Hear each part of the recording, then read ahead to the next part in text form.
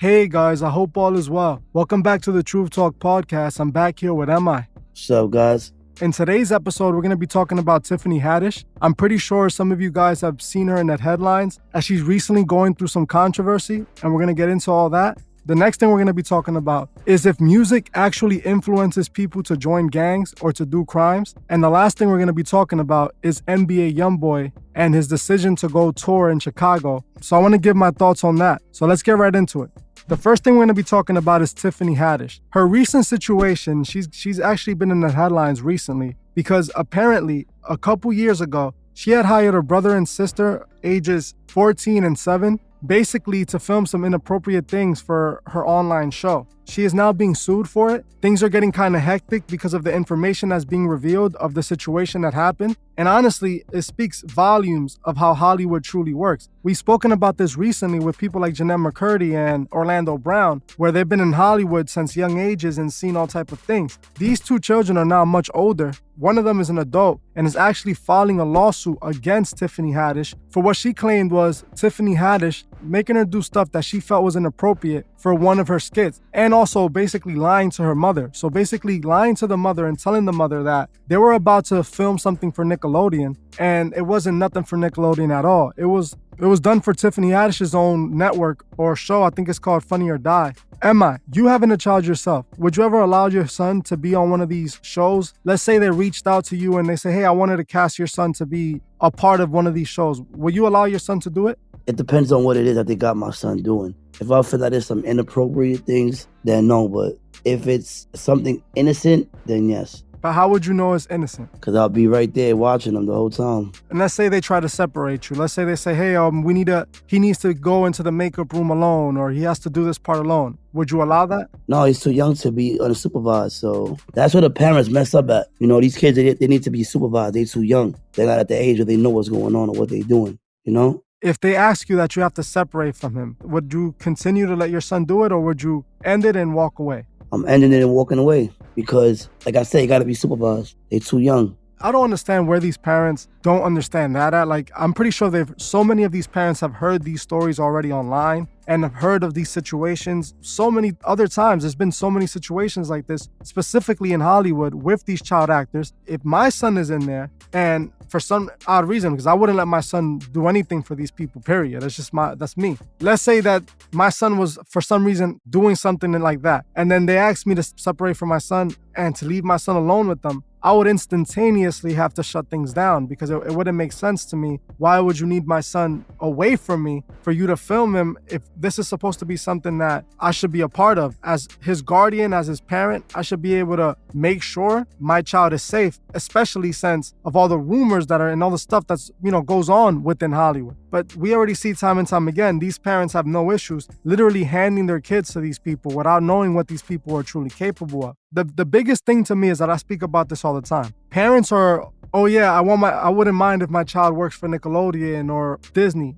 They have this feeling that Disney and Nickelodeon are safe places, but we're seeing time and time again that this is not the case. Disney nor Nickelodeon have been places really that children should be there unsupervised. There's been so many situations going on there. But back to this situation. The only thing that I have a problem with, and you tell me what you think about this as well, I feel like it's kind of a money grab. It's such a long time from when it originally happened for them to be coming after the situation now and civilly, not even like legally, not to get any real form of justice, but just to make them pay out some money. So in a way, it does seem kind of strange. The skits were inappropriate for sure, but why would you want to wait so long and then just come after money as well? You get what I'm trying to say?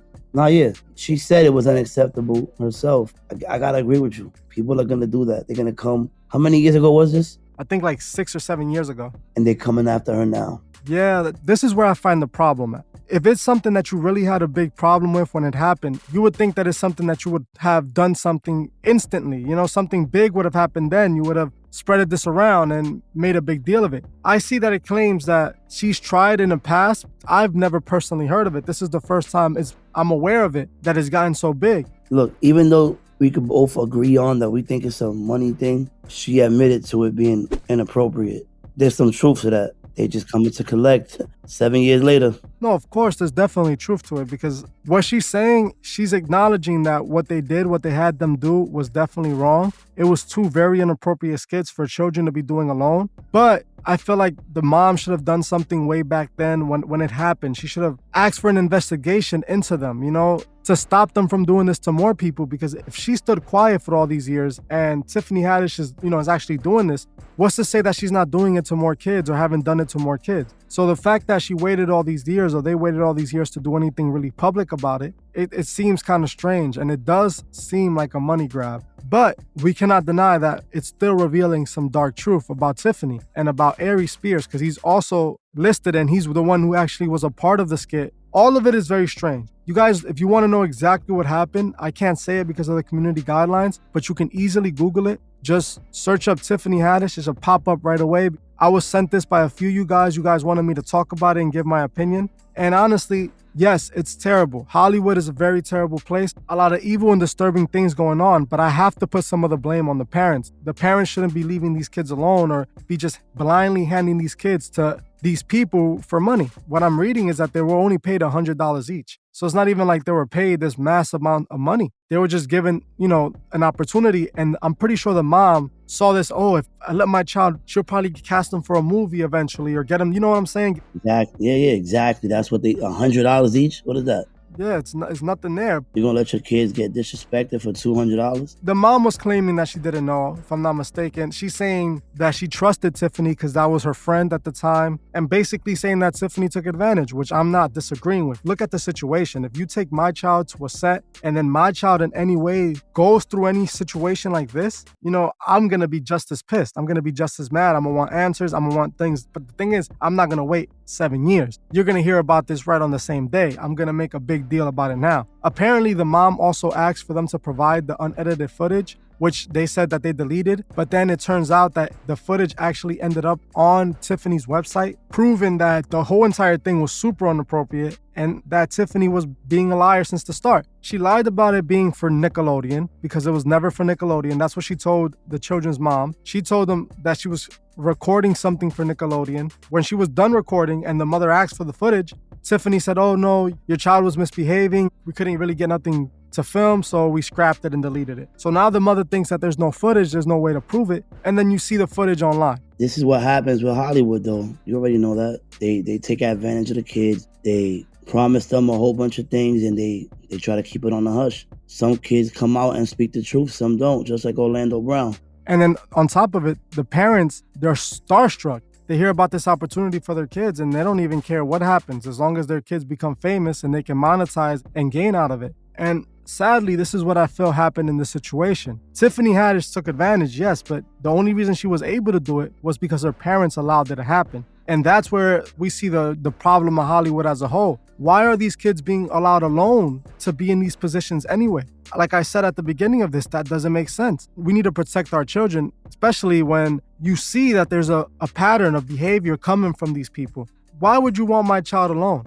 Like, that just doesn't make sense. Why did Tiffany have to even make a skit like this to begin with? I can't tell you guys the name of the skit because if I said that, my video will probably be taken down immediately. You could look it up on Google and you can find it very quickly. It was a very inappropriate name for the skit. And then for what they had the kid doing, it just shows you what Hollywood is into and what we often talk about on this channel. It shows you what Hollywood thinks is funny, because Tiffany said it was a funny skit. And there's nothing funny about what she had going on in that skit. I think Tiffany Haddish is a Masonic puppet. I also think Kevin Hart is a Masonic puppet. If you guys want me to do a full video on Kevin Hart and Tiffany Haddish, I'll actually do it because I believe both of them are Masonic puppets. But the reason I say this about Tiffany Haddish is because I found proof of her with the one eye symbolism like all the rest of them. So you know that instantly tells you that she's definitely down. Second, this is something that occultists do. Occultists love to mess around with stuff like this, They use this for their ritual magic. Aleister Crowley spoke about this and specific things with children all the time. That was his way of, his ritual magic stuff. The industry protects these type of people, and I'm pretty sure nothing's gonna happen to Tiffany or Aries. None of these two people are gonna face any consequences for this. And it's a sad situation because, like I said, even though I feel like it's a money grab, I feel like a full-on investigation should be launched. We need to see what else has Tiffany done to other children, or if she's ever done anything to them. How would we know if we don't do something like this, if we don't go into details and figure things out? If we're just trying to sue them for money, I don't think that's really going to bring much to light. But I really do think that it should be instead of it just being a civil lawsuit for money, I think it should be a criminal investigation, and it should be looked into further. Because who knows how many other people they've done this to. Yeah, she's gonna win this because, like you said, they're coming back 7 years later. So she's gonna win this case. No ifs, ands, or buts about it.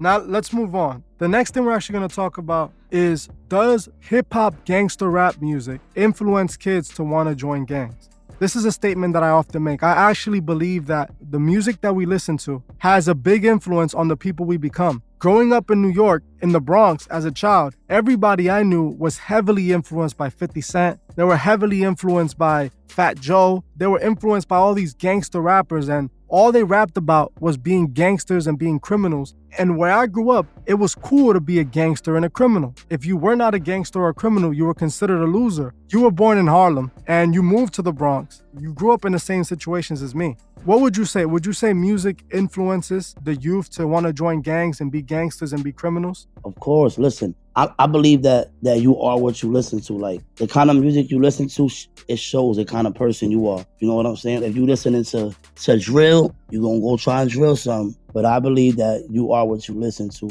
most of the time. But the hip-hop game in our city, you already know, it had the youth going crazy. It had me, myself, in a gang, living that street life, doing things that I shouldn't have done, going to jail, everything. What people don't understand, where we're from, I know for a fact that the music had an influence because, for example, when Jim Jones and Cameron and all these rappers were on Joel Santana, every teenager I knew claimed that they were Dipset. You know, that everybody wanted to be Dipset because that was the gang that Joel Santana, Cameron, and Jim Jones rep. They used to have this Dipset movement to influence these kids to make their own Dipset gang, and they would go out there committing crime based off what they heard listening to these guys who they admired. They looked up to Joel Santana. They looked up to Cameron. They looked up to these guys who were telling them join a gang, who were telling them do these crimes, who were telling them to be out there and destroy their lives. While Joel Santana, Cameron, the Dipset guys were living their best lives, making millions and millions of dollars,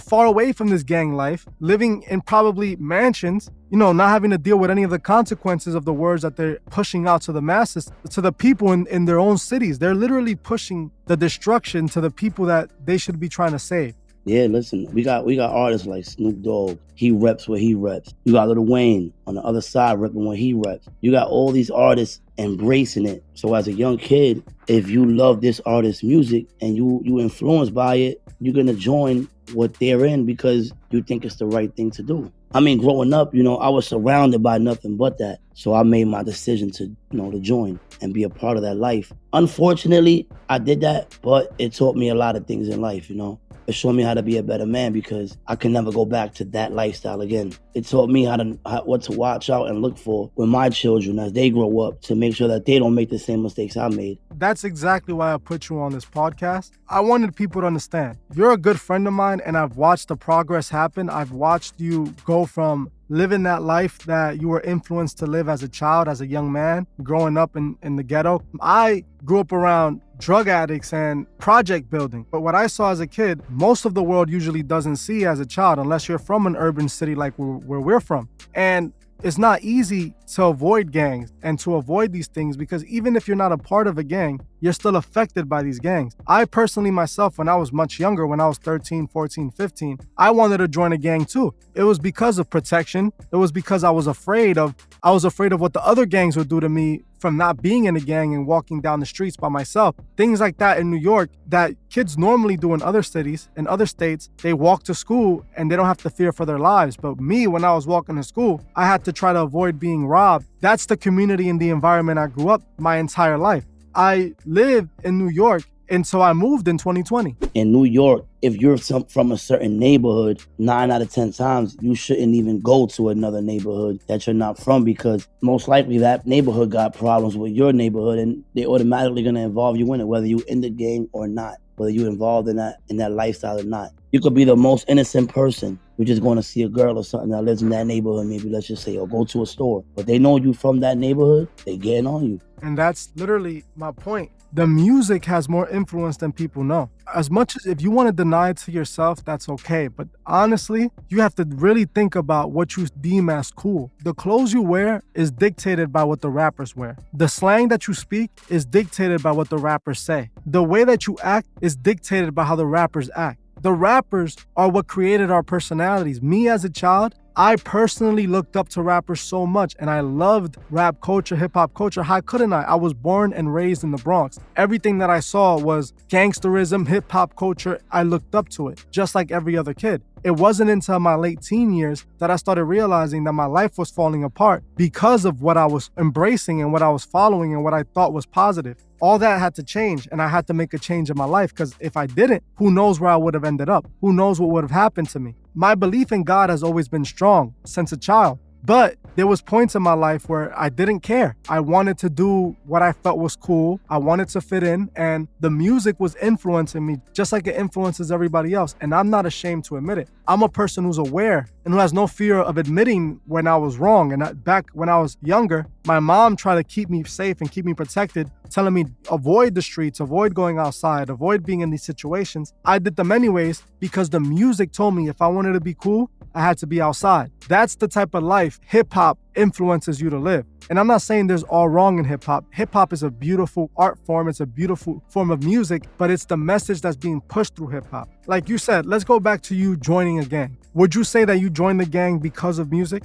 Well, not only because of music, but the music had a heavy influence. Where I was from in Harlem, my whole neighborhood was this certain gang, I ended up joining them, doing all the stuff that it takes to get into it and being in it for a while. And I even ended up in prison behind it. When I think about the life that I lived and how I changed, I just can't allow my children, or not only my children, any children that's growing up in the hoods that we grew up in, I just can't sit back and watch them go through the same things that I went through. We didn't have people to spread a positive message and let us know how bad it was, how the music right now, today, everybody in New York is a drill rapper, right or wrong. That's a fact. But before we get into the drill rapper, because I want to get into that next, I want to talk about the actual music that influenced you. Like me, it was like 50 Cent. And I remember Lil Wayne was a big, big deal too. When I was growing up, Lil Wayne was like the hottest rapper in the world. There was a point where Lil Wayne, I felt like he had everyone screaming, blood and stuff. You know what I'm saying?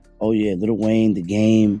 Like I was listening to them. 50 Cent, you know what I'm saying? That was what I pretty much, you could say, looked up to. Like, you remember that song, One Blood? Yeah. Yeah, we used to blast that. Keep it playing all the time in my neighborhood because that's what my neighborhood was. It shapes you as a person when you could sit back and think about the past things that you let inspire you and guide you in life when it's all negative. And it's really the music. They want to treat a woman a certain way because music is telling them to do it. They want to join a gang because music is telling them to do it. You got artists like Chris Brown who joined the gang after he was already rich. Things like that I don't get because they don't have to join a gang because they don't come from the lifestyle we come from. Yeah, you see, look, I feel like with Chris Brown, though, it's two things. It's the agenda and the look. You could buy security and feel safe. Of course, you can have the best security in the world when you make as much money as Chris Brown. But that's not going to buy you a reputation. That's not going to buy you street cred. That's not going to buy you the right to say to people that you're gangster, that that you're tough. Joining a gang and having gang members around you, that makes people fear you. That makes people, see you as someone more street credible. No, I know what you're saying, but think about it. Wouldn't you feel offended though? Like I feel offended because they ain't lived the life we live. Look at Soulja Boy. He wants to be in a gang. You got Chris Brown. You got all these artists who want to join after they already made it out of the hood. Then people like us that we was in the hood living that life for real have to just sit back and watch it like, oh, look at this dude. He's worth $10 million and now he just went and joined this gang or this gang. You know what I mean? I see exactly what you're saying. The Bronx is one of the most poorest, one of the most ghettoest places in the world. And I still love the Bronx. I love the Bronx with all my heart. It wasn't the safest place in the world. And it definitely wasn't, the cleanest or the best. But it definitely has something about the life that New York has, the Bronx has, that you can't get anywhere else. That energy, the love, the community that's within the Bronx. But sadly, this music is guiding these kids to destroy that very community. And it's even more sad, like you're saying, when big artists that don't even need to rep these things go out of their way to push that agenda onto these kids so that they can continue to destroy their community when they're not even from that type of community themselves. So yeah, it is a very offensive thing to see, especially from people like me and you. I'm pretty sure that you've been through so many situations because of the music that you used to listen to that now as an adult you probably look back at and you wish that you never did. So look, so you know I'm always in the city, right? You know I'm in the city almost every day. The other day, I was in the Bronx. I seen a rapper. I won't say his name, but I seen a rapper. I took a picture with him. You know, I spoke with him for a couple minutes. And when I went back to my old neighborhood and they seen that I had a picture with him, they were like, oh, he's an op. You even had grown men saying he's an op. I'm like, listen, man, this dude is probably like 18, 19 years old. You're 35 and you're still talking about this guy as an op. Does that make sense to you? That's exactly my point. You can't really blame these guys though. Like not everybody is as blessed to be able to see how things really work or as blessed to find the truth. Because me and you, like I said, 10 years ago, we weren't in this position. We weren't close to even having the type of life that we live now. We weren't living positive lives. We were living negative lives and we weren't doing anything positive for ourselves. Our life was what the music told us to do. We listened to it, we lived it out. Now, we were blessed to be able to see the wrongs that we were doing, to be able to change our lives and take on the right path. You know, we can't judge others because they don't have that same type of blessing or that same type of, alertness or awareness to be able to say, what I'm doing right now is wrong, because they listen to this music. Their parents, their grandparents, their great-grandparents have acted the same way and have showed them the same type of things. You understand? Oh, yeah. You know the music. Listen, you see these little kids out here throwing up gang signs, cursing, and the parents are putting this on the internet, putting this on social media, putting on these rappers' music that's talking about smoking their ops and doing this and that. The mothers and fathers are putting this on Instagram. You've seen it. This is not what we should be having our children do. We should be teaching them how to be good men and good women. The parents are basically just as manipulated as the kids. How they're going to be able to teach their kids anything else if all these parents know is what they listen to, what they see on TV? Because think about it, everything that's made and targeted for the urban community always has this gangster approach to it. Like growing up, the biggest movies was American Gangster to me, Scarface, Get Rich or Die Trying by 50 Cent. All these movies that came out with this gangster image and this gangster lifestyle is what people I knew grew up idolizing and loving. We grew up in the same place, man. We know what it is. We know what we seen growing up, and it's really something out there in the city. I just hope that a lot of these children that are growing up, like the youth that's coming up, could actually sit there and realize that what's going on is wrong and try to make the right decisions for their families. And when they grow up, don't try to end up in jail. Don't try to end up hurting somebody. Don't try to end up as an addict to something that's being pushed through the music. So I'm hoping that these kids don't grow up to become addicts and hurting people and then end up in prison for the rest of their life. It's a sad situation because we can say this 1,000 times, but at the end of the day, it's hard to get to these kids that are literally seeing these rappers as the end-all be-all. The rappers are the gods to them. I say this all the time. We cannot let these people manipulate us. And that's what I mean by this. We cannot let them influence us. Our entire gang culture was created by music. This is what people are going to say in the comments. And I'm pretty sure it's a lot of people that didn't even live where we grew up at, where these gangs were there. There's going to be people in the comments that are going to say, oh, they're a product of their environment. They're a product of their environment. That is not true. Me and you, I'm pretty sure we both know people that went to college, graduated, have good jobs that are from the same area as me and you. So that is not true. It is not. It's what we're influenced. There's a lot of these kids that they don't get into hip hop like that. They're more into cartoons and anime. They don't do what the music says. They don't let it influence them because they have a good head on their shoulders. So you know how back in the days when it was a wave, because there was a wave at one point to be an addict in the music industry. The Rockies, the Lil Wayne's, I forgot that other song, Syrup, Sippin' Syrup. All right, so now it was a trend to be an addict in the hip hop game. And in the streets, it became a trend. Everybody wanted to be doing everything that the rappers were saying. I made a video a long time ago about Future, and it was exactly this. Future, every single song, his entire career is about pushing this, pushing, using these substances and partying and using this and using that. And then he had an interview where he was talking about that he really doesn't do any of that stuff, but he can't stop rapping about it because then his fans will stop listening to him. My point exactly. So how many kids in our neighborhoods, even one of your old friends whose life is over because of that, because he can't stop doing what he's doing? Many of my friends, many people I know have, given their lives to this. Unfortunately, it's even taken some of our friends' lives. Yeah. The things that I've seen and the things that I've been through is the reason why I have this channel. It's the reason why I feel like God has helped me do what I do.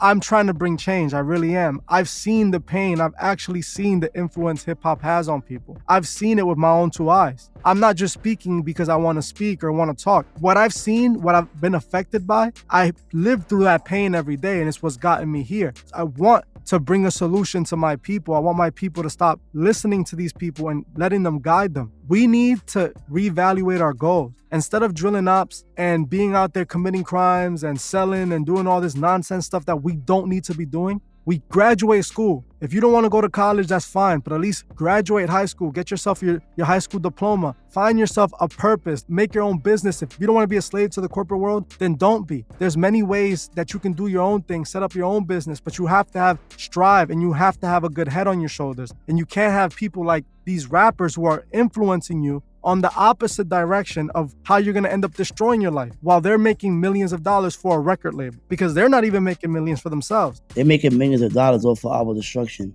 Exactly. I've said this millions of times. They profit off our destruction. While our kids are sitting in jail or for the things that these rappers are persuading them to do and convincing them to do, they sitting in mansions, living their life, enjoying it, traveling the world, while our kids are sitting in jail for 25 years to life. Not only sitting in jail, the ones that pass away. Like right now, there's the drill music. The drill music started in Chicago. Chicago has already had a problem for years. Yes, there has been gangs before. Yes, there's been all this stuff before rap. But you have to understand that rap just made it worse. Rap made the kids that weren't ever going to get involved in that see it as something cool and persuaded them to get involved in that. I'm not saying that before hip hop and rap, there wasn't bad people, there wasn't criminals. That's nonsense. But what I'm saying is that rap music made criminals cool. Rap music made being a criminal something that you wanted to be, made being gangster, especially drill music, destroying each other and taking each other out. Drill music made that cool. My point is that these artists, they're pushing this agenda on these kids, this drill music agenda. It's the worst type of agenda that I've ever seen.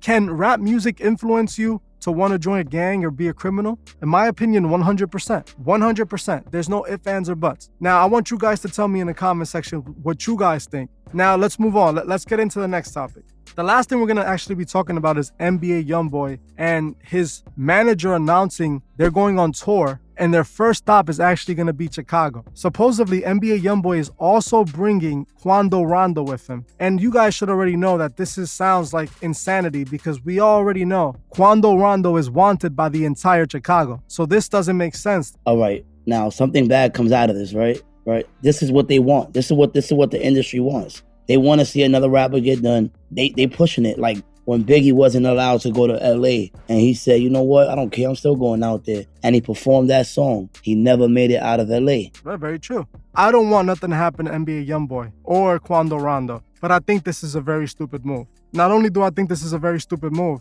this is the agenda in full blast. Why do you have to push this gangsterism, this tough guy image? There's no reason for them to perform in Chicago. They could perform anywhere else. Like, they're going on tour. This did not need to be a date, but they chose Chicago. And listen to what the first stop is Chicago. The first stop. They looking for it. I think it's a big clout move as well. Definitely. Like, why else would they do something so dumb? It doesn't make any sense. The fans are going to cheer this on. That's my biggest concern about this. The fans are going to cheer it on and want this to happen. They want something to happen because people love drama. But then when, God forbid, something does happen to Youngboy or Quando, their fans are crying. You know what this shows me? That video you did about the Empire record label, how they have insurance on these artists. You see how they don't mind sending their big artists. That's because NBA Youngboy is a very big artist. See how they don't mind sending him into that fire where they don't know if he's going to make it out alive or not because he's going to Chicago with Quando Rondo, knowing what just happened to King Von. Yeah, and what just happened to Quando Rondo's friend? You know what they want? They want to collect that